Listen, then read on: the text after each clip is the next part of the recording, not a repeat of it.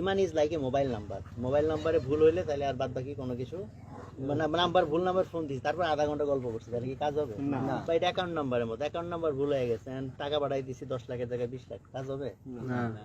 তো এই জন্য ইমানের মধ্যে কোনো ছাড় নাই।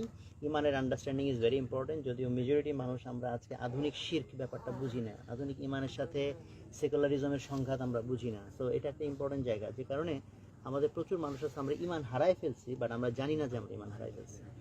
আর আমলের গুরুত্ব নিয়ে কথা বলছেন, বিশেষ করে রিসেন্টলি আমি এটা নিয়ে অনেক এমফেসাইজ করি। একটা সময় আমি প্রচুর বই সাজেস্ট করতাম মানুষকে। তা আমার কাছে রিসেন্ট টাইম মনে হচ্ছে ইলমের ব্যাপারটা একটা ফিতনা হয়ে গেছে অনেকের ক্ষেত্রে। একটা হচ্ছে আমি যদি আলেম হওয়ার জন্য টার্গেট, একটা হচ্ছে বেসিক ইলম, এটা তো ফরজ, সেটা তো সবার লাগবেই, যে বেসিক ইলমটা আমার লাগবেই, সেটা নিয়ে তো কোনো কথা নাই।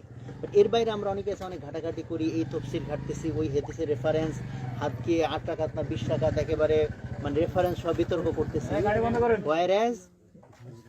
ওয়াইরাজ আমার বেসিক যে ফরজিয়াত ইলম সেটা আমার নাই। আর আমি যদি আলেম হওয়ার এফোর্ট দিতে চাই, এটা একটা সিরিয়াস এফোর্ট, এটা ক্যাজুয়াল এফোর্টে হবে না। বাট ক্যাজুয়াল এফোর্টে যখন এরকম ইলম আমরা অর্জন করতে চাই, বরং আমাদের মধ্যে অহংকার তৈরি হয়, যে অহংকার আমার আরো পতন ঘটায়। যে কারণে আমি মনে করি যে আমল এবং ইলমের মধ্যে একটা সমন্বয় থাকা দরকার। হাসরের ময়দানে যে প্রশ্নটা হবে যে তুমি যা ইলম অর্জন করছো সেই অনুযায়ী কতটুকু আমল করছো। তো আমি ছোটবেলায় ভাবতাম আরে এটা তো বাইপাস করা সোজা, ইলম অর্জন করবো না আমলও করবো না, আল্লাহ বলবো ইলম ছিল না আমল। কারণ ইলম যদি বেশি হয় তাহলে তো ধরা খেয়ে যাবো না যে ইলম এত হয়েছে আমল কেন কম হয়েছে।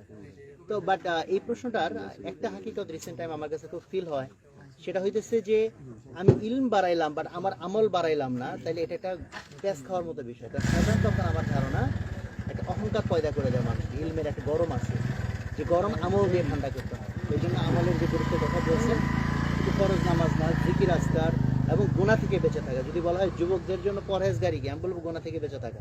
আমি না, অনেক বড়রাই বলে গেছেন এই কথা। যুবকদের জন্য তাহাজ্জুদ গুজার হয় তো আলহামদুলিল্লাহ অনেক ভালো কথা, কিন্তু প্রাইমারি কন্ডিশন হচ্ছে আমি গুনাহ থেকে, বিশেষ করে চোখের গুনাহ থেকে আমি বেঁচে থাকি। এটি আমার বুঝুর্গি।